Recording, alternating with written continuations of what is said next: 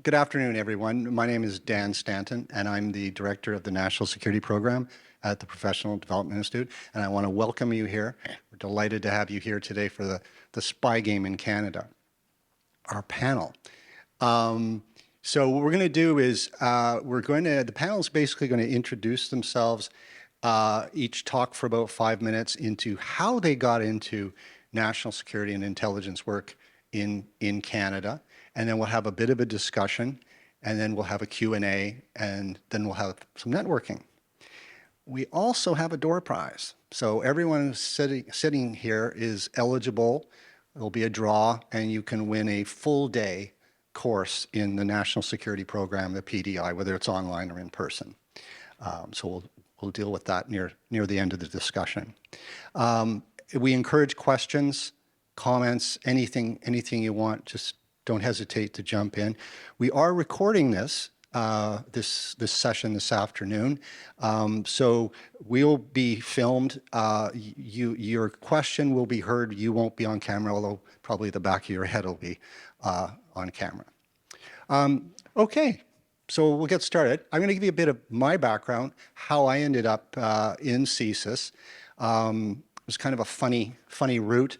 I finished my honors degree at Queen's in history, and I landed full-time employment at Fat Albert's, which was a submarine and pizza emporium in Ottawa. I had a blue hat and a blue apron, a little button that said, "Hi, my name is Dan." And that was my work for about a year. But I came across this book in a secondhand bookstore on Merivale Avenue called The Men in the Shadows by Jim Sawatsky. And it was a book on the RCMP security service and the history of it and the work they were doing. And I thought, well, this is a lot more interesting than, making subs and rolling pizza dough.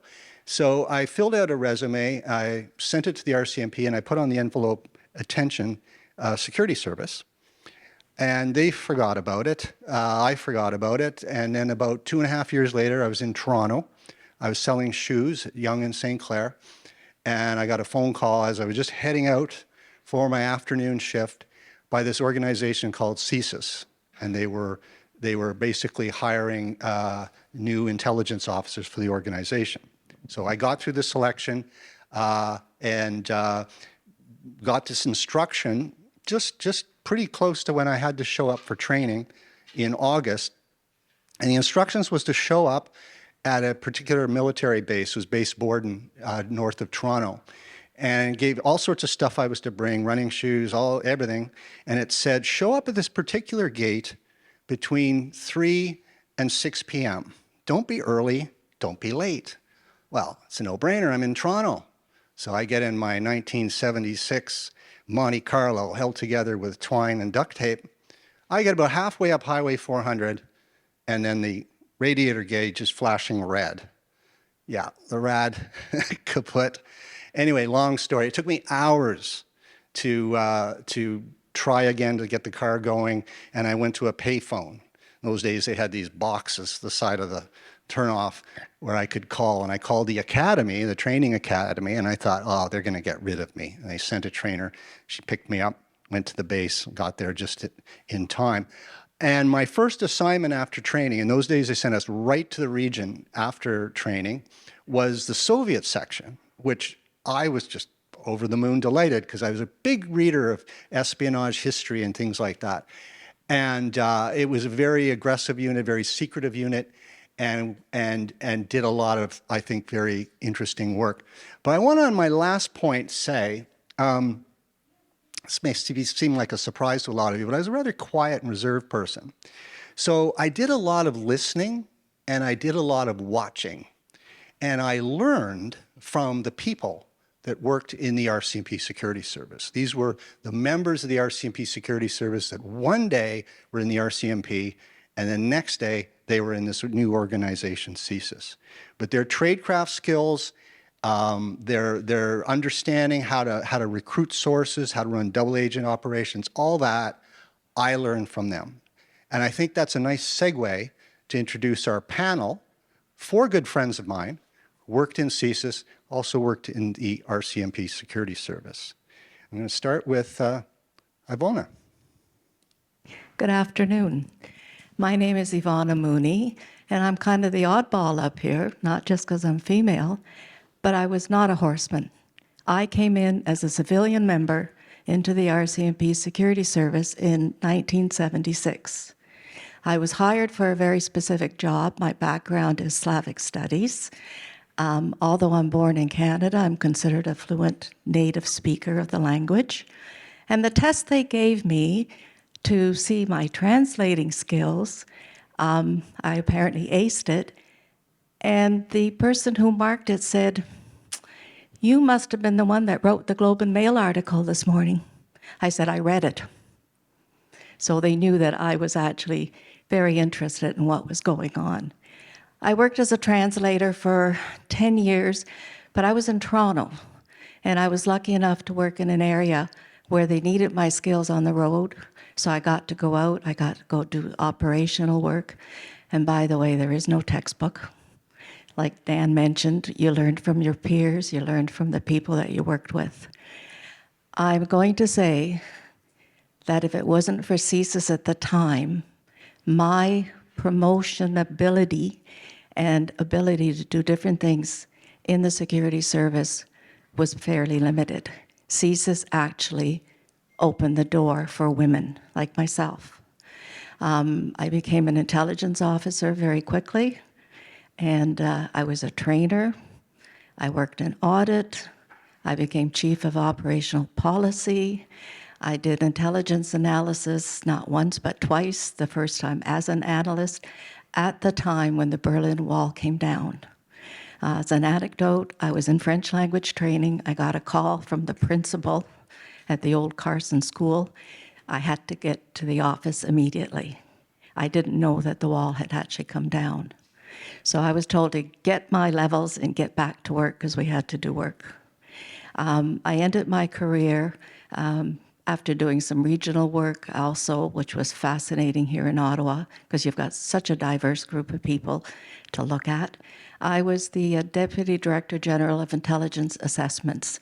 So we were the ones tasked with something's going on, you have to get it to government, sometimes within 24 hours. And the Lebanon War of 2006 was a prime example. I literally lived in the office for 7 weeks. It was fascinating. I would never have done anything else. I truly enjoyed my time.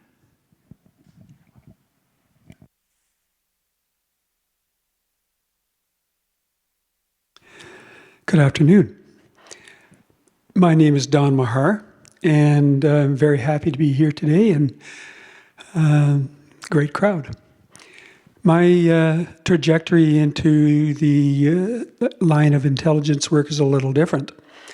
In 1968, I had just finished school, Fanshawe College in London, Ontario, and I was working in an ambulance company.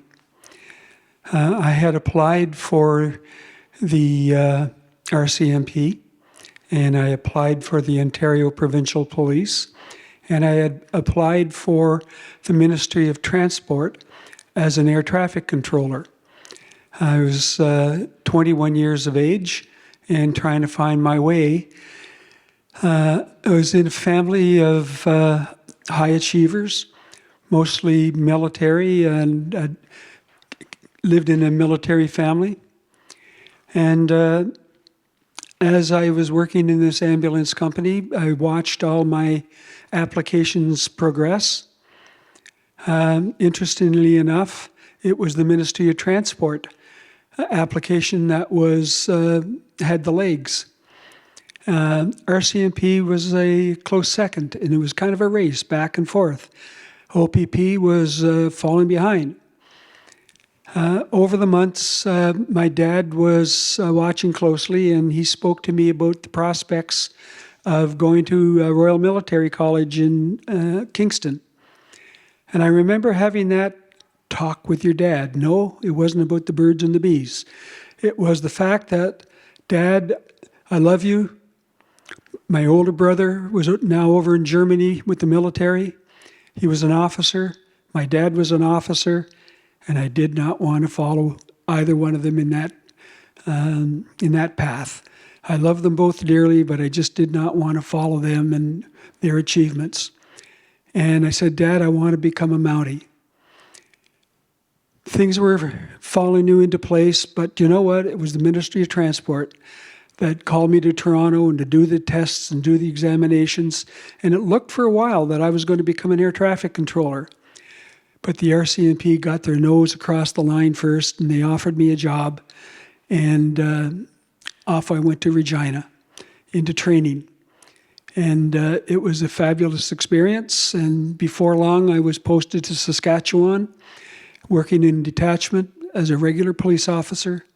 Before long, I was going to University of Saskatchewan and taking political science and learning about things I had never even considered before.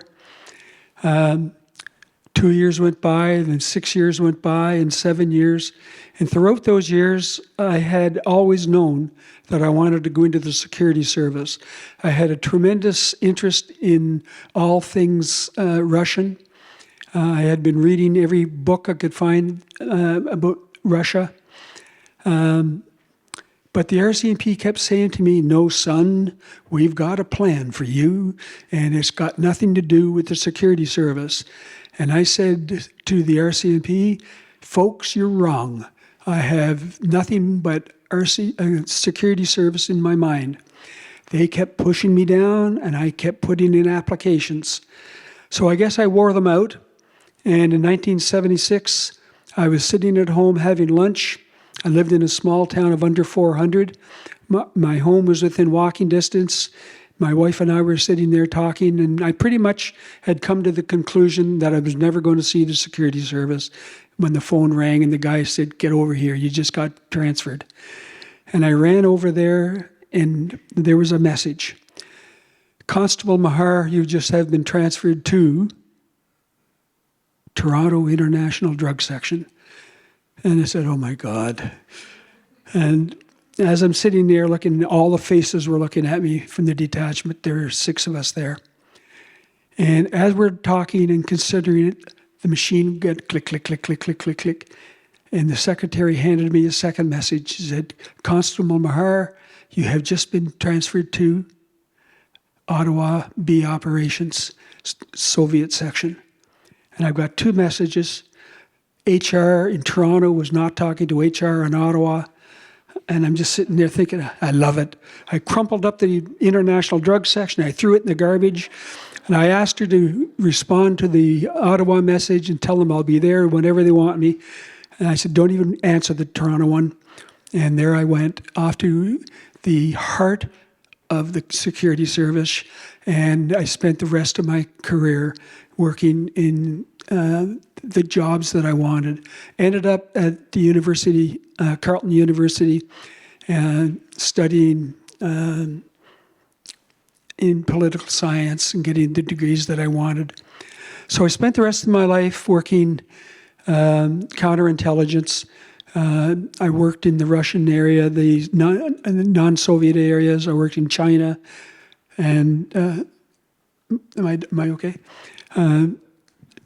China area. I worked overseas in Hong Kong, and I opened up a first CSIS post in Africa, in an area in Africa. It was fabulous, and we can talk about these things afterwards.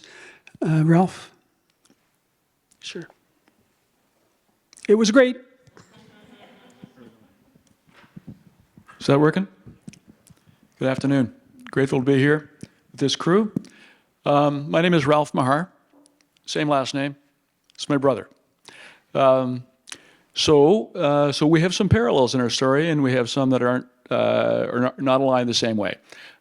Same family, same military background, and about the time that I was getting into my late teens and starting to consider my options for the future. This guy here was out working in Saskatchewan, the prairies, as a uniformed police officer in the RCMP. In those days, Joseph Wambaugh, an American author, LAPD, writing a bunch of novels, the Blue Knight, the Centurions. I was eating that stuff up, and I wanted to be a police officer.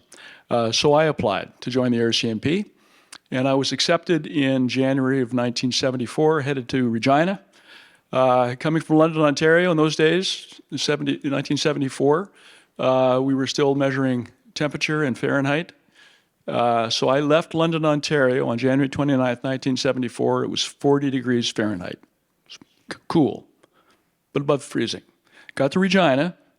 It was minus 40 degrees Fahrenheit, 80 degrees in one day. Getting into Regina in the midwinter, it was like a bobsled run to make it from the airport to RCMP Depot Division. It was literally ice ruts in the road that they were driving along. Crazy. Graduated from Depot in Regina and got posted to southern Manitoba, working on general detachment duties and a couple different detachments. My second detachment was a place called Virden, which is on the close to the Manitoba-Saskatchewan border. I was working highway patrol there. Don, at that point in time, had made his move from Saskatchewan into headquarters in Ottawa in security service. That wasn't something that really interested me too much at all. I enjoyed being a cop. In the summer of 1977, I was working highway patrol on Trans-Canada Highway when a car with funny-looking plates was heading westbound at about 85 miles an hour, and I pulled them over and realized that they were diplomatic plates, consular plates out of Montreal. It was a diplomat from what was then Czechoslovakia. I pulled him over, and he got out of the car and started walking towards me, which is never a good thing to. It's not the way you want to be greeted. So I told him to stay where he was, and he said, "It's okay. I know I'm speeding, but I'm a diplomat." And I said, "It's not okay. Regardless of whether you're a diplomat, come on back with me in the car." He didn't like that too much, but anyway, I encouraged him to come back in the car. He joined me. He had his wife was with him. I got their passport information, took it all down, wrote him up. I didn't write him up. I couldn't write him up. I told him, I said, "Listen, I know I cannot charge you because you do have diplomatic immunity, but I'm going to radio down the highway to the next detachment down the road, and if you're speeding again, we're going to seize your car. So that's going to be a different problem for you." He went on his way. He wasn't speeding when he left. I don't know how far he got down the highway. But I went back to my detachment, which was about a 16-person detachment at that point in time with a staff sergeant, who early in his career had spent 2 years in the RCMP security service, chasing around Communist Party of Canada members. He hated every single day he spent in it. It was brain-numbingly boring for him. I don't blame him. But he had a particular perspective in terms of the security service, and it wasn't positive. I said to him, I think I'm supposed to write up a report and send it off to headquarters on this. He said, "Yeah, really? I don't think so. It's a waste of time. Don't bother." And I said, "Well, it's 4 o'clock. I'm done my shift. It's my time now, so I'm going to do it anyway." So I sent it off, went off to headquarters and forgot about it. And a couple months later, a memo came to me through my boss from the chief superintendent in charge of counterintelligence operations for Canada, who was thanking me for stopping this Czechoslovakian intelligence officer, spy, who was out in Western Canada at a time where nobody knew where he was. In those days, there was a 25-mile radius around Ottawa, and this guy was actually from Montreal, so a 25-mile radius around the city he was resident in, and they were required to request permission to be able to travel outside that radius. He had not. He just took off. He was likely in an intelligence run, traveling west, an observation, drive-by military bases, potentially touch base with persons interested in or cooperating with. So he got in trouble for being outside of his radius, and I got interested in intelligence work. It's not something I thought about before. So I put in an application to security service, got in, and had a great ride. I started as an investigator in the Soviet desk in Ottawa. I finished as the head of the Russian intelligence program for Canada. About 15 years later, did a bunch of things after that, and was fortunate enough to work with this guy as my very first supervisor in the Soviet desk. And I'm going to pass the mic to him now. Thank you. Good afternoon. My name's Jim Gough, and we all have a story to tell. I was working at a company in Ottawa doing servo motors for recorders for Canadian aircraft, and I had a girlfriend and was thinking about getting married. I wasn't making a lot of money, and the RCMP were offering $4,180 a year, and it seemed like a lot of money to me at the time. And so I applied. During the application, I ran into the back of the RCMP mail car, but it didn't seem to bother the application. And like Ralph, I got hired, and I left Ottawa in January '66. Train froze up north of Superior for a while, and when we got into Regina, it was just terrible. In fact, it was so bad they had ropes around depot so that you could get from where we signed in at the guardhouse to the barracks where we were going. They issued us buffalo coats to get there. Cold. It was cold. How cold was it? When you walked around, you walked with a buddy, and if they saw any white spots, you would tap it with your finger so you wouldn't get frostbite. At the time, you had purchase papers, okay? So if you wanted to get out, you could sign these papers and get out. I kept them under the pillow of my dorm, ready to sign them at the moments. I was homesick as hell, girlfriend's back home. I didn't sign them, graduated, was posted to the West, and I stayed at a room and board, call it bed and breakfast now, but it's room and board. And in those days, you could have a room with 2 people in it, and I was one of those people that had that situation. There was another chap staying in the same house, and he applied for the RCMP Security Service. During his application, when they did his background and found where he lived, they found out that my roommate was someone of interest to the Security Service. So they touched me up and said, would I assist them? And I said, what do I know? Sure, I'll help out. And so for the time that I was there, I looked at this guy's diaries and all of that and got a lot of information. At first, he was nervous about me being his roommate, but eventually he got over it. Nothing was happening to him. And so I did all my reporting, but during that time, I became very interested in the security service. My dad passed away not too long after that, and it was just my mom here, so I applied for a compassion transfer. RCMP were very good and sent me back.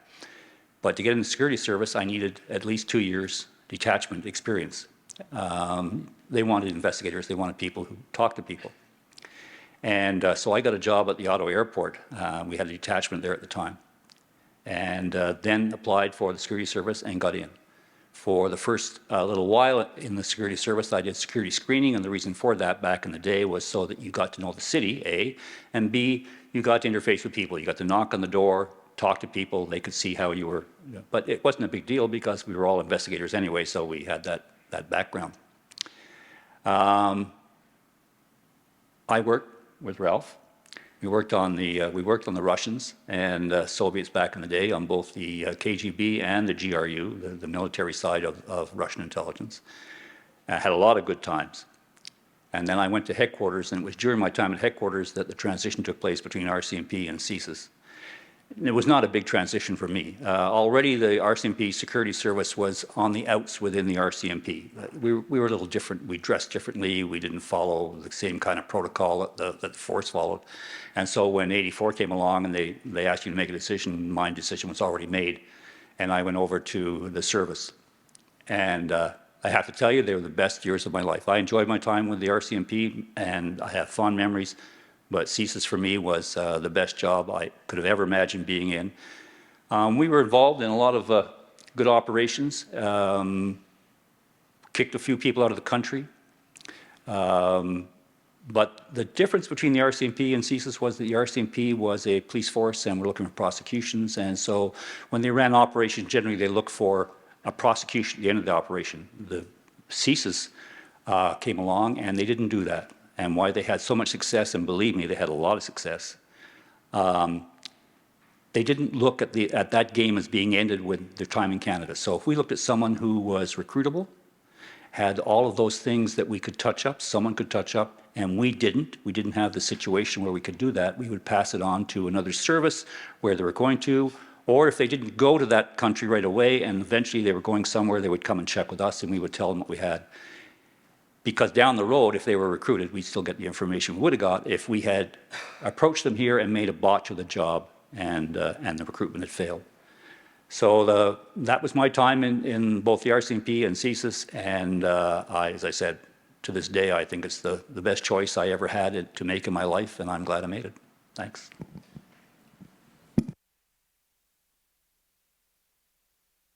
Well, thanks, everyone. I'm just going on a point that, Ivona had mentioned about, for example, career progression for women was much, much different in CSIS than in the RCMP Security Service. And Jim, you kind of alluded to this a bit near the end about again, transitioning. And I'm just wondering if you could look at it from an operational perspective. There were some people that didn't want to transition into the new organization and go back to the RCMP. But when we look at it from a counterintelligence standpoint,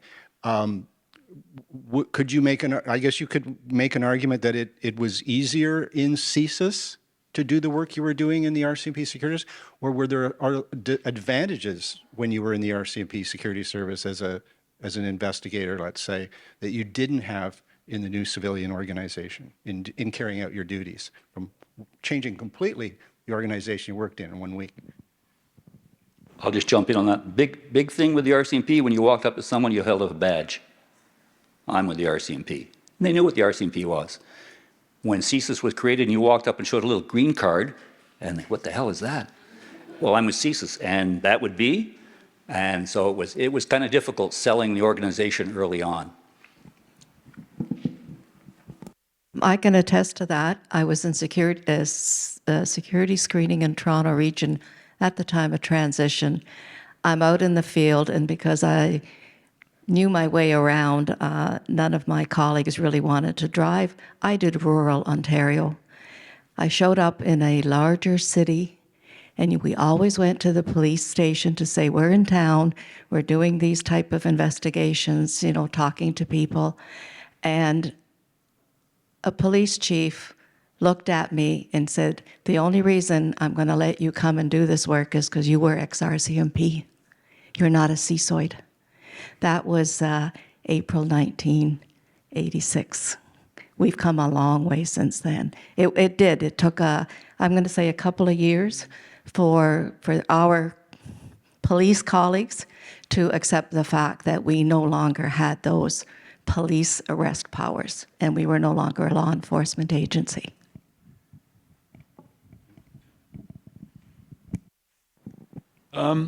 Sort of following on what Jim was saying, on Friday we were RCMP, on Monday we were CSIS, and we didn't have any identification. Those green cards didn't come for about 3 or 4 years down the road. We had a business card with your name typed on it, and hopefully your typing was, they could read it. What that transition meant, at least for me in those early years, was the fact that when you came to that front door, and there actually was somebody at the front door during the day in neighborhoods, whatnot, that's changed a lot in the last 40, 50 years. But when you're looking, you're always looking, you're looking to connect with somebody, to explain to them who you are, why you're there.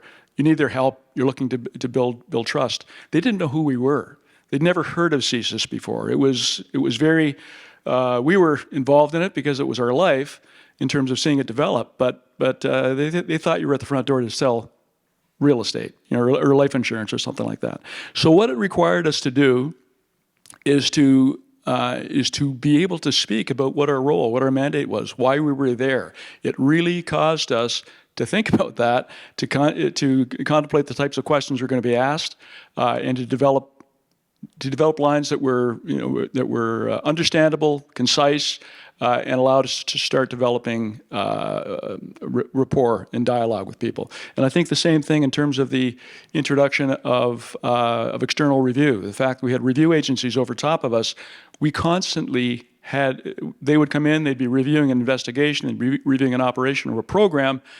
we needed to be able to identify and speak with confidence and integrity about why were we doing the things we were doing. It meant we had to think about it a whole lot more ourselves. It wasn't just repetition. So I think it helped a lot. You may have heard the word CISOID from Ivona, and I was a CISOID. It was a term that the ex-RCMP used for the new intelligence officers in the service because they didn't know what to call us. We weren't members. It was a certain nomenclature that was used in the RCMP security service. So when I was training, there was a lot of concern with the new organization with these different people coming from across the country, a little longer hair and so on. But they were hoping that we would develop the same kind of, I guess you could say, tight bond identity that the RCMP security service had over the years, which is why our training at that time was, 7 days a week on a military base. But eventually over time, it did kind of evolve. We found with certain, I guess you could say, qualities and values from the security service to this new organization, it just somehow sort of evolved into its own identity, which CSIS had. Why don't we go to the Q&A? I think it'd be a good time for questions. Marie, you can handle any questions people have. Hopefully you have some questions, any comments, anything we overlooked, anything you'd like to know, anything that wasn't covered.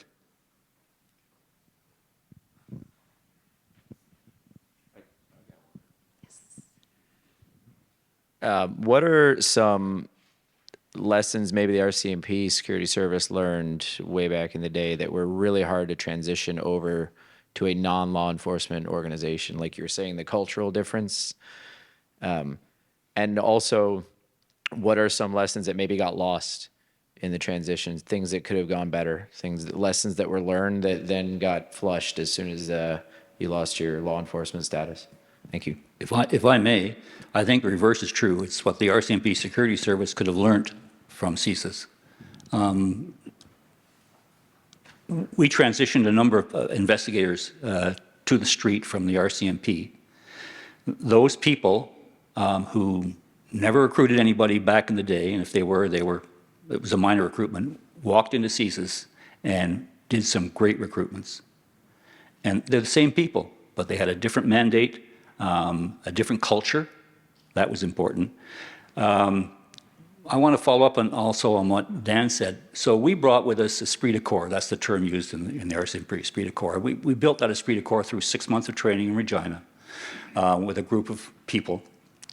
And some of those contacts stayed for life. Dan then went to Borden and had that same, worked with, ate with, played with, all of the same people for the length of that training. The service doesn't have that anymore. And speaking on turn, and something I want to mention, you'll notice we talk as if we're still members of the service. That's because for us it was an avocation. I mean, we devoted our whole life to this organization. Had a lot of fun, put a lot of work in, a lot of hours, and I'm not sure that that's still true today. And so what I would say is that the type of training that Dan went through, where they trained together and came out of that group, I think Dan would agree that they kept in touch. I'm not sure the service has that today. I would say that the service is more a public service. They're public servants. Now, it's an old person talking here, okay? So I'm not part of that generation. There was a chap who wrote a book in Toronto, and in 10 years he was doing things that I would think that someone with 20 years might have done. A lot of people in the service now want a promotion very quickly, and what they're failing to do is get the basics in their tradecraft. And make no mistake, tradecraft is what it's about, because the only reason that CSIS, and here we go, the only reason that CSIS exists is to recruit human beings. When it comes to meta-analysis, all kinds of organizations can do that, maybe do it better than the service.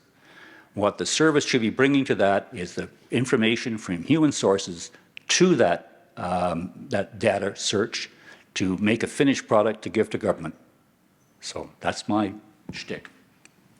If I could add to that, the four of us sitting here, we are all out of the Cold War era. We lived and breathed the Cold War. I don't think it really ever ended. But that esprit de corps was there.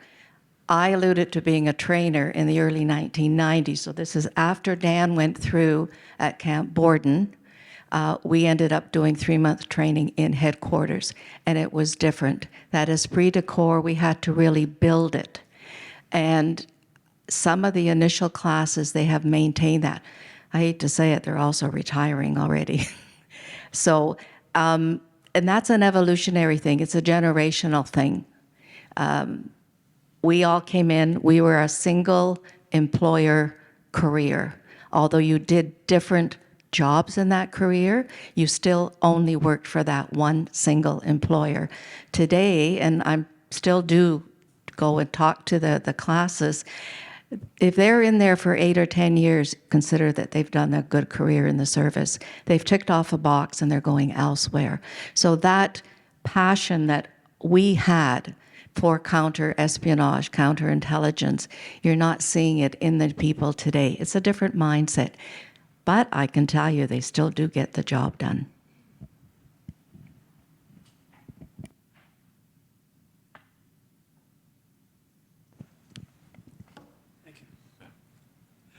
I would like to build on that.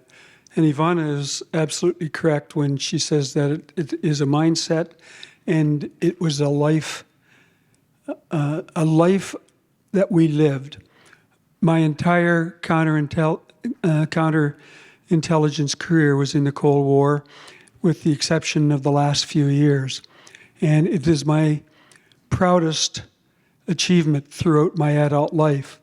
When I take a look at the operations that we were engaged in, and I think of what Jim was talking about and what Ralph was talking about, it was all about human sources. It was all about the engagement of operations against our primary mandated targets. It was all about the chase, finding that individual from our target base to see who we could find who was susceptible for a recruitment pitch that would spy for Canada. Yes, that's what we did. How do you approach somebody, take them by the elbow, start speaking to them, and within a matter of months, have them spying on behalf of Canada? Now, you didn't do that when they first arrived in Canada. You did that after studying that individual for months, gathering intelligence from all sources available to you. And that was what our job was. The average Canadian has absolutely no idea whatsoever that that's what we did for a living. They would go on in their lives, and so they should, not knowing that that's what CSIS does for a living. That's what we did for a living. And we did that so that we could provide information to the policymakers on Parliament Hill. And it's important. It's important work. I just wanted to make that point to you here as an audience, that that is the kind of work that CSIS officers do. Every one of us here, that was what our life's work was. And if you're studying in your programs, you should understand that that is the kind of work that counterintelligence officers do. I spent 41 years doing this line of work. Some of it was with CSIS, some of it was with CSE. Now, of course, CSE doesn't do HUMINT, but it's the line of work that intelligence officers in Canada does, and you should understand that. I did just want one comment just with respect to sort of the legacy issue, in my perspective, at any rate, that existed in the RCMP Security Service that came over to CSIS, and it's something that we always need to be mindful of, and it's internal culture within the organization, right? Within the RCMP, to this day, the reality is that police officers are seen as the most important employment stream within the organization, and civilians performing other roles, civilian members, whether they're forensic analysts or scientists or communications operators, they're respected for what they do, but there's a sense by them sometimes of being inferior to, and there's a sense sometimes on the part of police officers to being superior to. That existed, may still exist within CSIS. I believe it does in some respects. The intelligence officer stream is the primary stream. They're the collectors. They're the ones that are out there that are developing sources, identifying sources and pursuing investigations. We have a great wealth of other employment streams, including surveillance and communications analysts, intercept operators, psychologists, HR officers, admin officers, finance officers. It's important for us, it's always been important for us to ensure that we validate and value the work that everybody does, that we don't allow attitudes that are unhealthy to perpetuate there. So that's an active dialogue. I think sometimes it's been more of a struggle than others, but I think we're more mindful. And as Jim said, we're still talking as though we're still in the service. I haven't been there since 2007. So, but I do think that it's moving in the right direction.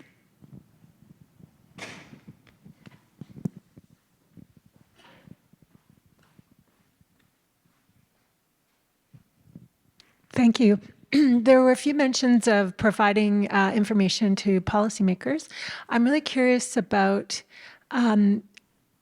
what you've learned in the course of your careers on how to provide that information that is relevant to policymakers, that will be listened to, that will be used, because there's a leap that goes from the intelligence that you provide to translating that into policy approaches. So maybe some lessons learned from the course of your illustrious careers. Thank you.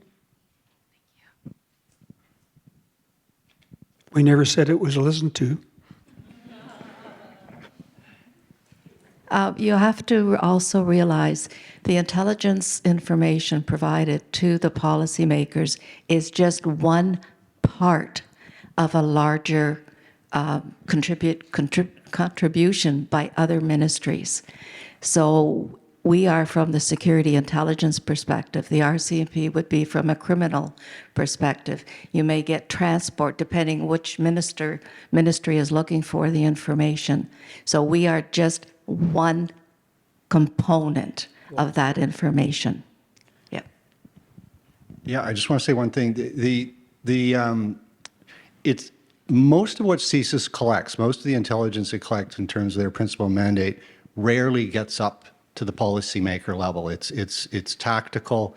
It's used within governments, used with law enforcement. It's used a lot with international partners. CSIS works overseas quite extensively.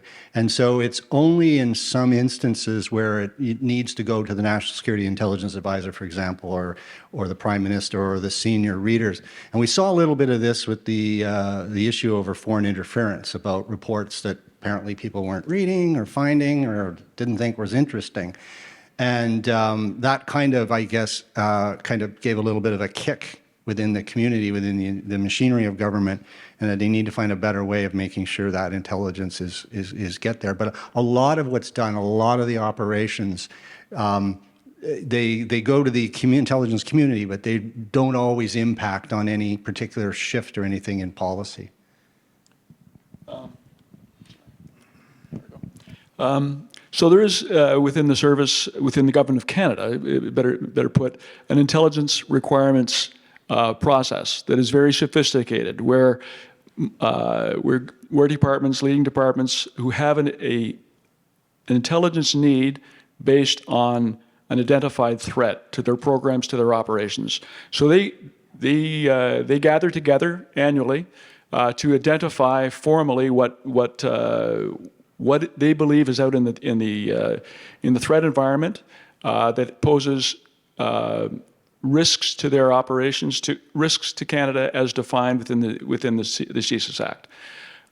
And what the service does is we develop what the service does is it develops its investigative resources to respond to those threats, to that identification of threats. There is an intelligence production capacity within CSIS. When I was there, it was the requirements and analysis in production branch, and it's later the intelligence advisory branch, I believe, IAB. So what we would do, we had a unit, I was the DDG for National Security in there for a few years, and we would go out to our clients. And by that I mean we would go out to government departments and we would ask them to elaborate upon what they believed the threat environment was, what they needed to know about, what they needed to hear about. We would go back. We would work with their operational branches, the counterterrorism branch, the counterintelligence branch, counterproliferation branch.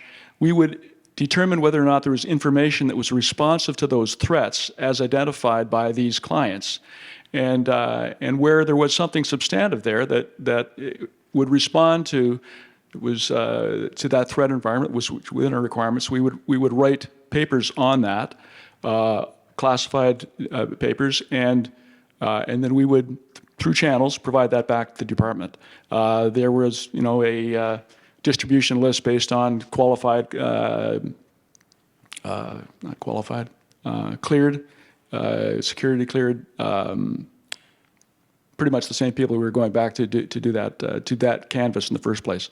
So that's part of the process. It's not policy oriented, but responsive to their requirements.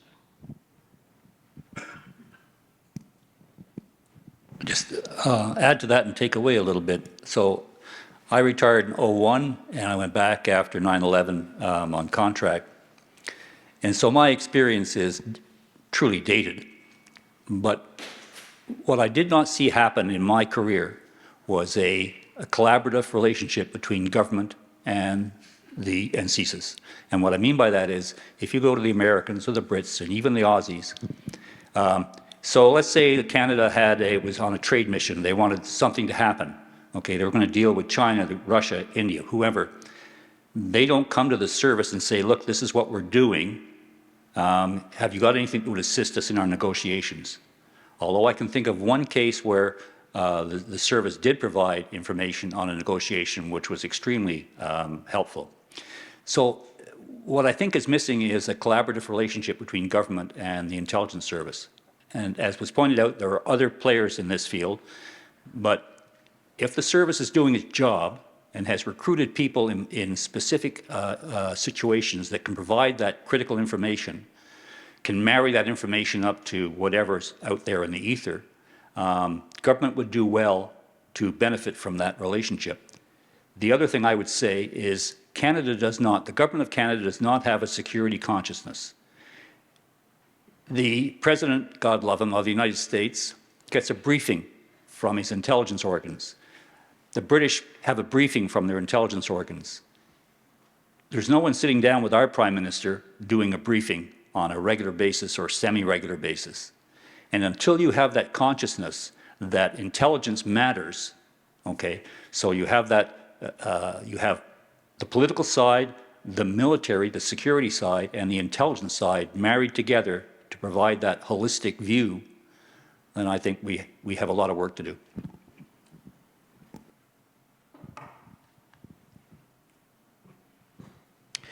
For those of you that come from a conventional policing background, I was just wondering if you could talk a little bit about maybe what was appealing to you about intelligence work as distinct from policing work.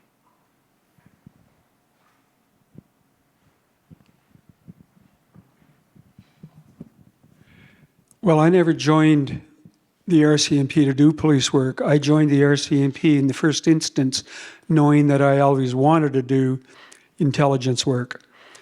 At a very young age, I had a great interest in the intelligence world. All my reading back when I was an older teenager and into 20 and 21 revolved around the KGB, the Russian intelligence services, what reading I could find on China. So I was always inclined in that way. I thoroughly enjoyed training in the RCMP, and I enjoyed my 7 years as an RCMP officer.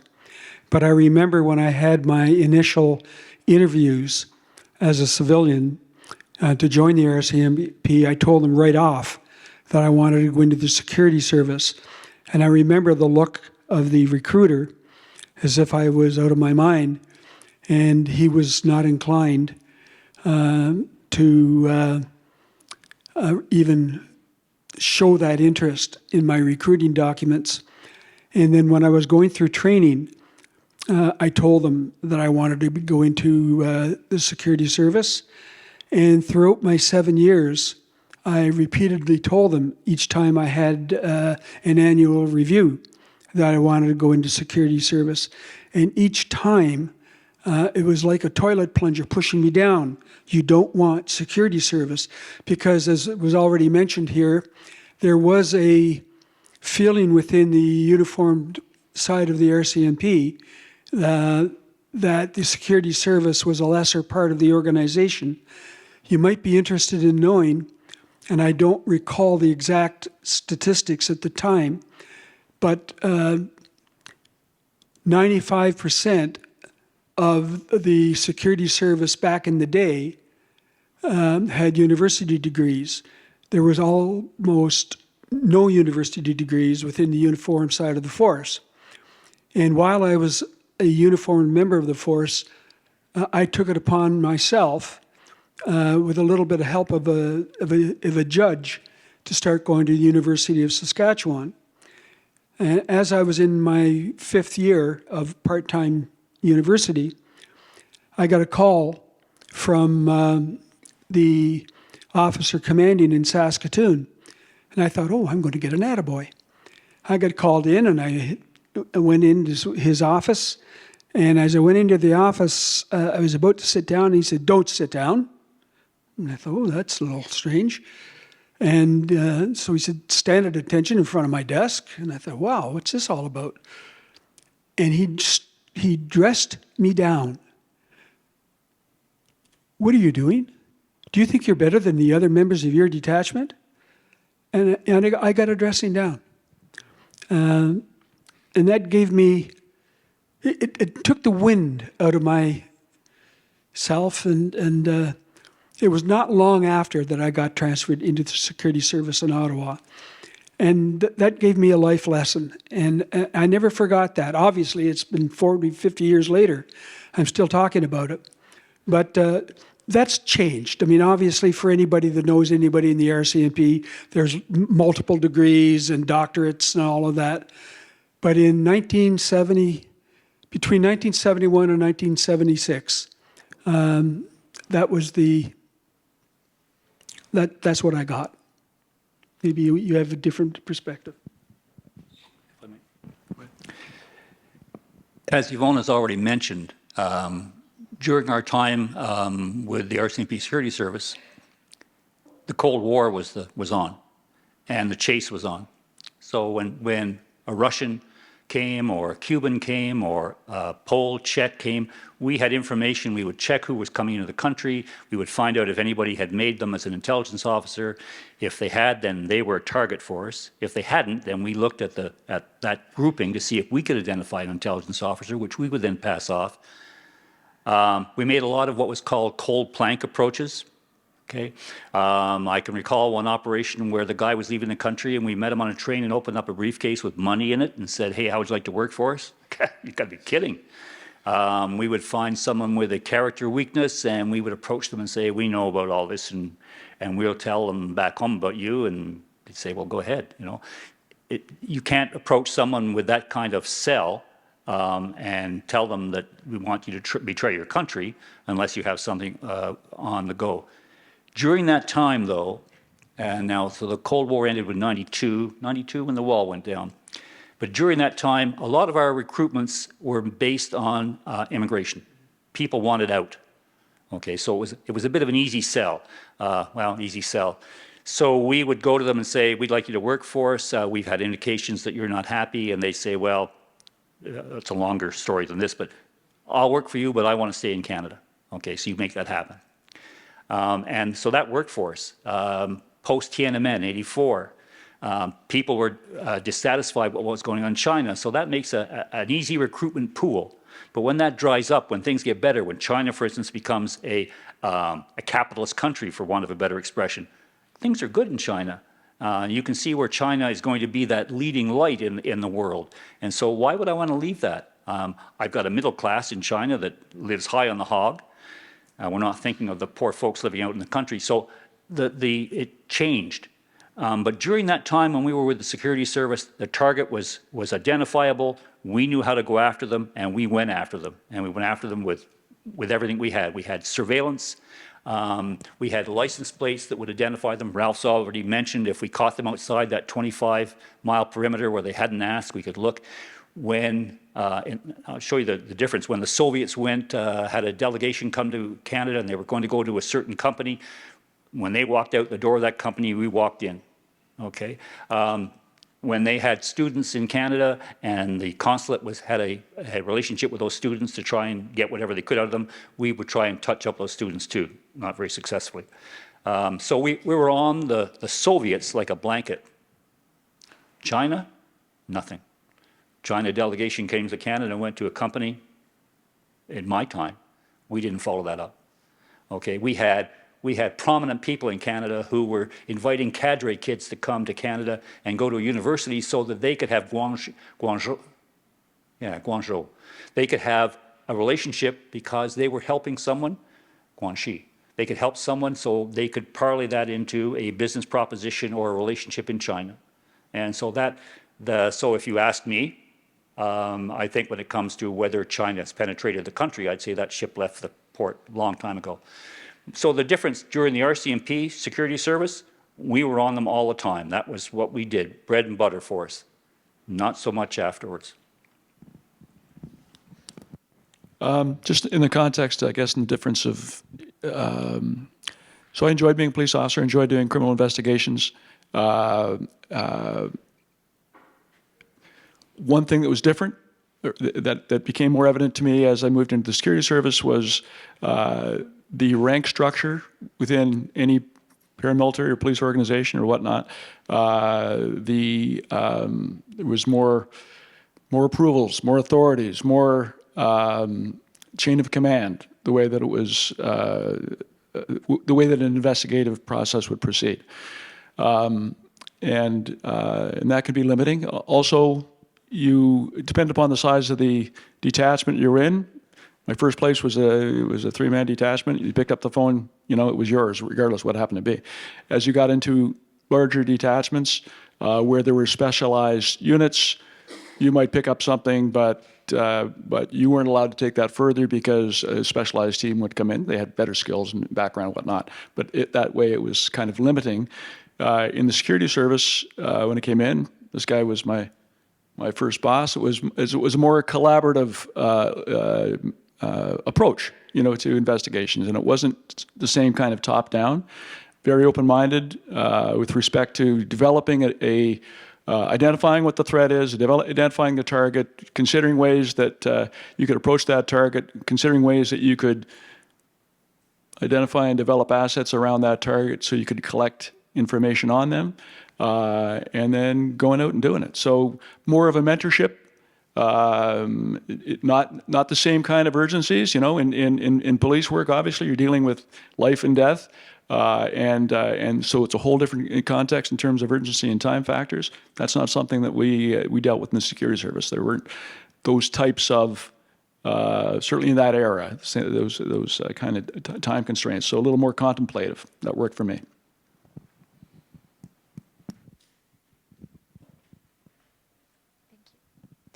I have a question about kind of intel officer work.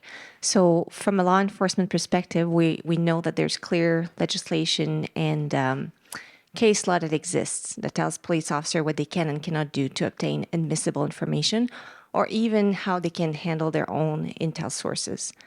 But from an intel officer where you don't have to worry about admissibility, I do worry, what are the criterias that dictates how much you can exploit, or what you can do to exploit someone's vulnerabilities?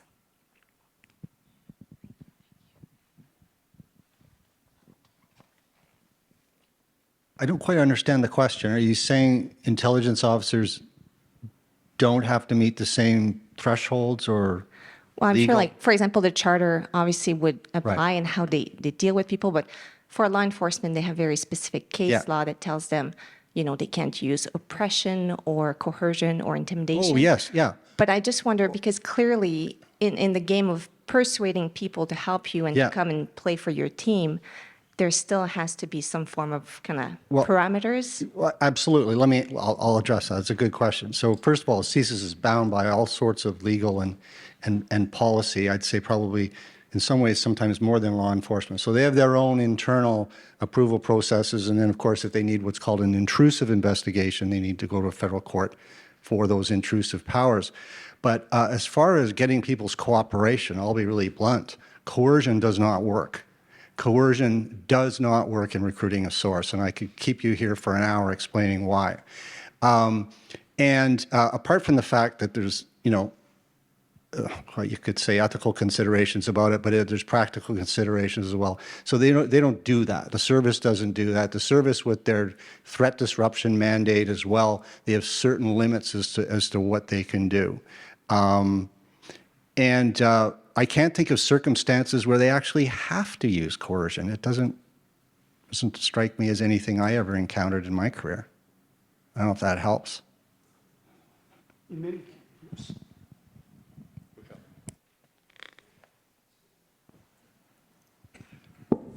In many cases, when an approach is made to an individual, whether it's in a building, on a street, and whatnot, the response you get from that individual is, "What took you so long? I've been waiting to be approached by somebody. The circumstances in my life are such that I do not want to return to that country, my home country. And my wife and I, or my husband and I, have been wanting to remain in this country. There is no requirement for the sorts of pressure that you're talking about or thinking about." That's a surprising response that many intelligence or CSIS officers find when making an approach to somebody, whether it's a Russian, Chinese, Iranian, you name it. And our response to that is that we're very happy to hear that, and we have a protocol that we deal with that, but we don't want you to stay in Canada right now. We would like you to work with us for a while. And that then becomes the negotiation. Would you work with us for another year before you decide to stay? Or would you work with us for another 6 months? Would you work with us for another 3 years? Or whatever your length of time is before your posting is out. Would you consider going home and working when you're at home, either with the assistance of one of our allies? So there's lots of negotiation that goes on, but quite often they've been waiting for an approach from us. There is also the money factor involved in some of these instances, coming from countries that are not as well off, and we're looking at them. The incentive, the financial incentive, did play a big role, and they were just bettering themselves. Ideology, I'm going to say probably for strictly ideology purposes, that would have been one of the hardest ones to try and recruit somebody. But if you offered them cash, many times they were willing to do it. And the Cold War era, yes, they wanted to stay. I was just going to add just the notion that sort of following what Dan is saying is that they're trust-based relations. You are connecting with somebody who are already feeling at great risk. So what we need to do, what the service needs to do, is to establish a dialogue, establish a rapport in a It's a progression. It's a process. And you have to be able to provide them confidence that they can speak to you without fear of being revealed, that you are going to use methods and technologies and tradecraft to protect their identity, protect their anonymity, to be mindful and to use your other sources of information to be alert to any risks that they may not be unaware of, but you are aware of because of other sources of information available to you. Recruiting and intelligence work, it's sales. It's always sales, right? And so if you're a good salesperson, you probably have a career available for you in CSIS. You need to develop that rapport. You need to read the room. You need to read the person themselves. You need to do your homework before to develop a solid profile on them, to know what makes them tick, to identify what they need, and you need to give consideration in terms of what you can do to accommodate that within your within your legal context to be able to do that, within your financial context to be able to do that, because you only have one chance. And if you betray that trust or betray that confidence, they're done. And so is everybody else that becomes aware of the fact that you haven't followed through on your word. To add to what Ralph just said, the other thing the intelligence officer has to know is not just the individual that they're trying to recruit, but the country or the issue that is involved. So that intelligence officer has a lot of homework that they have to do. You can be an intelligence officer. It's like a rose is a rose is a rose.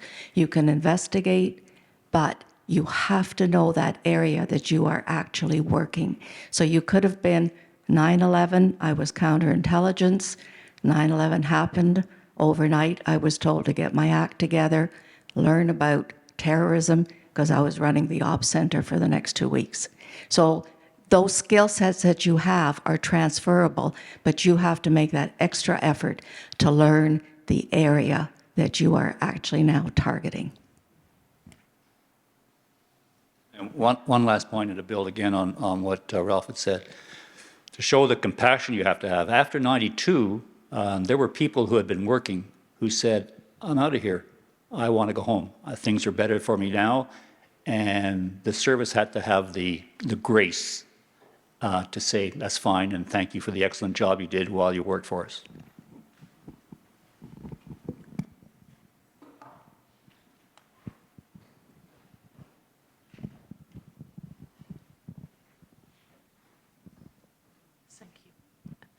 And we often hear foreign interference with Canada's election. So I'm just wondering, how do you spot that, and what do you do with whatever the information you have?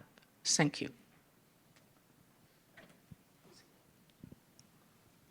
Sure, that's a good question.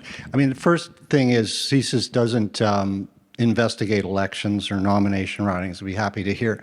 What it is they're targeting the individual. They have to have a human being as their target, as a threat to national security. So in the course of that, almost in a tangential way, there may be then some influence being borne on, let's say, for example, a politician or that. So it comes kind of ancillary to their investigations. It's not like there's an actual foreign interference department in a foreign country, so to speak. I don't mean to be facetious, but it's a label we put on it, where it's surreptitiously collected by that state, and otherwise it would be diplomacy. So, but it's become, I guess, a cottage industry now, as you've seen, with both China and particularly India have been singled out as the main ones there. But it does, I think, require more of a sophistication in how they collect information and how they report it to government. At least we've seen that for a while. And I know I ran the China program many years ago. We were focused on the intelligence services. And at that time, the foreign interference was kind of, I wouldn't say in this nascent state, but it was nothing like it is today, particularly with respect to China. So it's become almost a specific threat in its own. One of the handicaps the service faces when it comes to foreign interference, We'll take China and India as an example. Both the Indian and diaspora in Canada and the Chinese, both of those countries have a wealth of people who will cooperate with them from inside the country. And so if they have if United Front Work Department, for instance, requires, in the Chinese case, sources to do something, or they're aware of people who already have access and they wish to tap them on the shoulder and ask them for their help, then they've got them. The service, on the other hand, has to go out and start recruiting people one at a time to meet the requirements of looking into the foreign interference that may be taking place.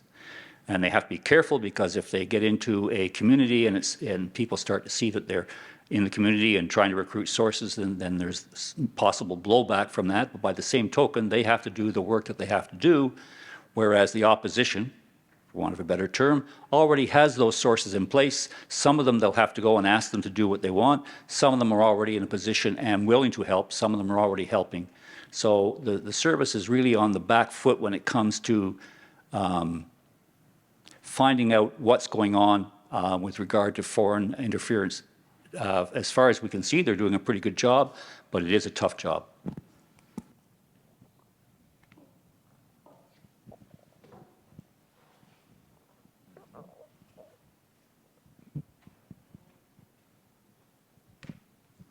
I'm just curious if in the process of recruiting human sources, there have ever been situations where maybe you've provided partial or perhaps even misleading information to somebody that you're trying to recruit. And if that's never happened, fine. But if that does happen, give me a little sense of how you parse the ethics of that. You know, if you're recruiting somebody, you're not giving them full information, but you're hoping that they will then work with you. I'm thinking of the sales analogy. If I'm a salesperson and I'm trying to make a sale, I might not necessarily reveal everything about the house that I'm trying to sell. Maybe it has a foundation issue that I don't need to disclose by law. Personally, I might feel bad about that, but maybe there's a greater good involved or something. I'm curious. No, I'm not. Yeah, I'd like to address that. A good intelligence officer who's recruiting sources and getting facilitation and that, there is a bit of manipulation involved, let's be frank. You need to get a consensual relationship where the person is willingly cooperating information, otherwise it's all just going to go to heck.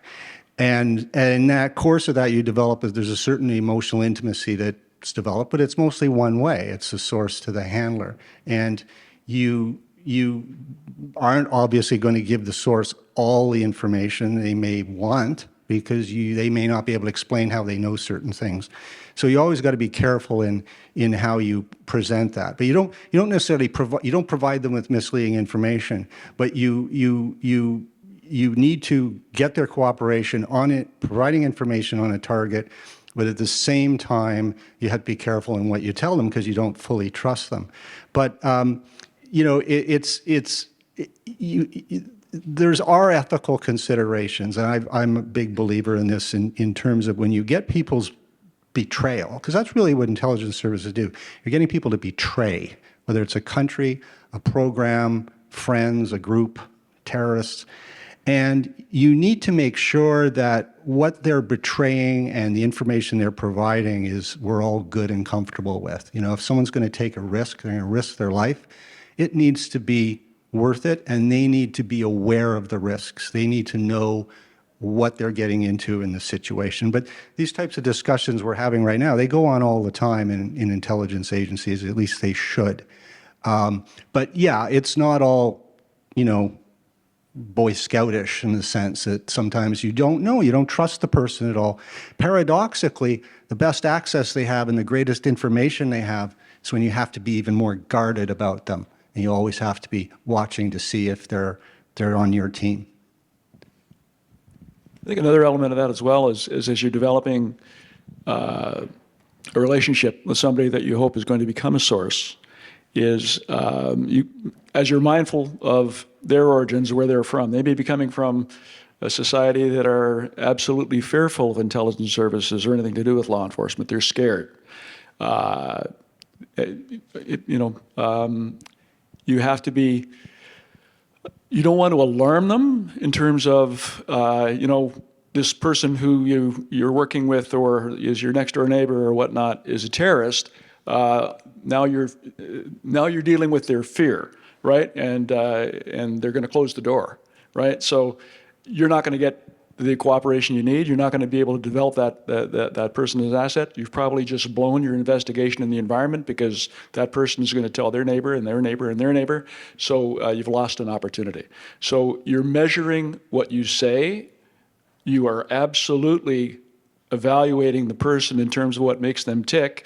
Sometimes you're stroking their ego. Sometimes you're appealing to their patriotism. You're doing all of those things you need to do to develop that rapport, to develop that confidence, and to get you further down the road. Because it is a serious threat. Because you have gone there for a reason. It's not, it's with purpose and intent.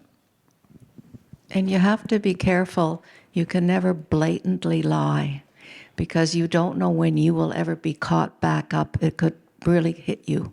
So when you do give a little bit of information to try and gain the trust, I used to call it the white lie syndrome. There was always a modicum of truth in what I was revealing, but it wasn't the whole truth.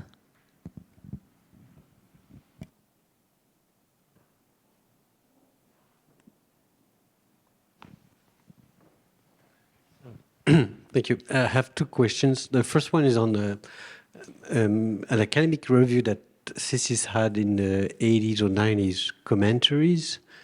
Just want to know where it's going. It was some of the issues were online at one point. I can't find it. And the second question is U.S. intelligence relationships. How do you see our relationships in our next 2 years? Do you think there's some interference by the Russian or the Chinese or even the European to destroy that relationship? Or do you see that we have our own ways, and especially with the context right now, we should be very careful about how we are dealing with this relationship? I will answer the first one regarding commentaries because I used to write them.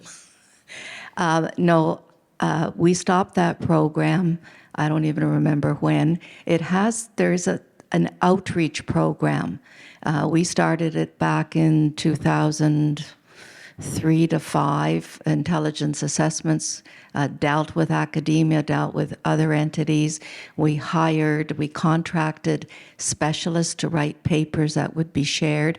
And I believe today, if you go on the CSIS website, there is a tab, outreach program, and if you look at that, you probably will get more information. But they they have continued some type of outreach program. I'll take a stab at the second one. Like you were talking about it, basically NSA and CIA, and I would say that's on the working level, it would all be business as usual. And CSE, NSA, there's a lot more integration. In the SIGINT world, it's a lot more complicated, a lot more resourcing, and that's where I worry a lot about that shift in the States. CIA, I think the main drill is still there. It's just a question of how long is that MAGA influence going to go down from the executive level into, let's say, the mid-level management, where then we're looking at different targets. But I think probably for now and probably for another year or two, it'll probably be pretty good. But at some point, we got to wonder when the Americans are actually looking at us as a target, to bolster their tariff war on that. So it's a depressing prospect. Oh, okay. But one more question. Another question. Sure.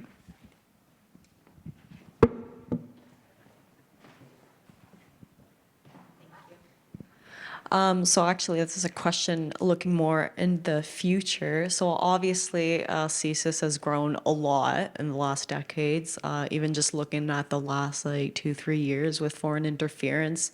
I would say that a lot more Canadians know who CSIS is now because of how much they've been in the news.